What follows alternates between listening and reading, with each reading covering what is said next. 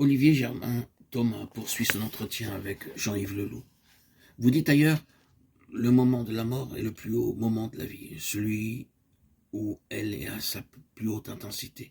Donc ce n'est pas seulement passer ce moment difficile le moins possible, cela va beaucoup plus loin dans votre démarche.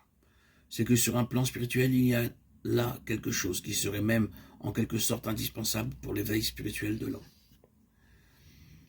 Je reviens du Brésil où j'ai rencontré ce jeu avec la mort auprès de certains jeunes adolescents.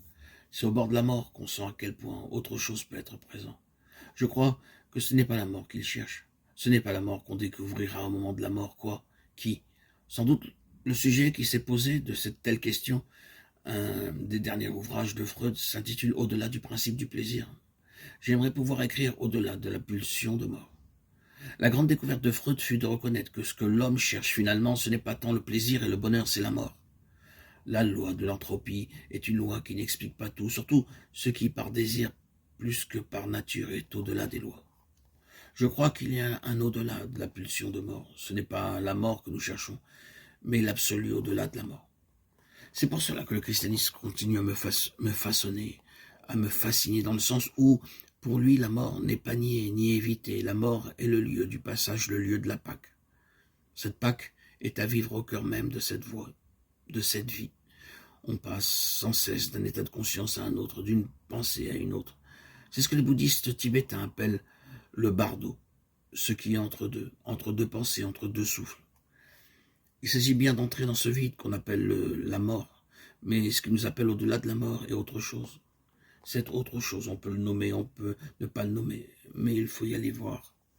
Quand certains jeunes adolescents jouent avec leur vie, que ce soit en voiture ou dans des sports extrêmes, ce n'est pas la mort qu'ils cherchent.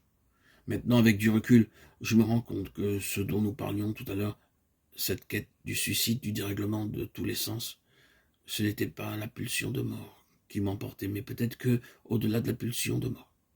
La vie est une maladie mortelle sexuellement transmissible, dit Woody Allen. Je dirais plutôt, la vie est un exercice évolutif, spirituellement transmissible ou amicalement transmissible. Et c'est la vie, quelquefois, qui nous transmet à travers certains moments limites qu'il y a autre chose. J'essaie de vivre ce qu'un Touareg m'a transmis un jour où j'étais malade, au point de penser à nouveau devoir en finir. Il s'est simplement assis, je n'aurais pas supporté qu'il dise un mot, qu'il me touche, surtout qu'il ne fasse rien.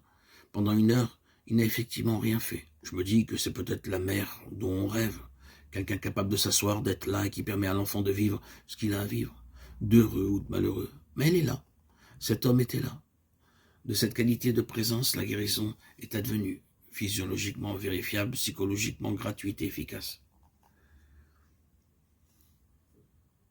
Comme au moment de la naissance, on a besoin d'un père et d'une mère, je crois qu'au moment de la mort, on a aussi besoin d'un père et d'une mère.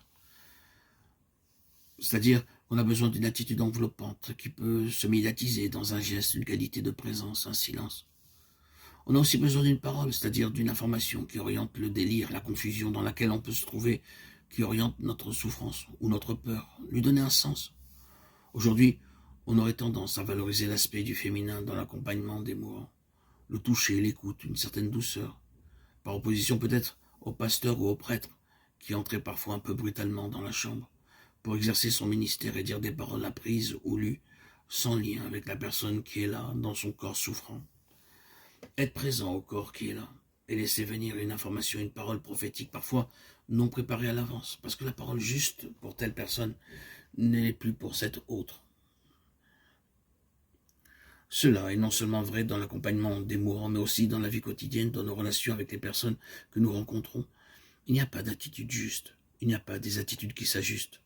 Nous avons sans cesse à nous ajuster à ce qui est présent, ce qui est juste à un moment ne l'est plus à un autre. Il en est de même pour nos pratiques religieuses. Ce qui semble juste dans certaines circonstances ne l'est plus forcément dans d'autres. Ce qui m'a aidé à un moment, telle lecture, tel rituel peut à un autre moment devenir un obstacle.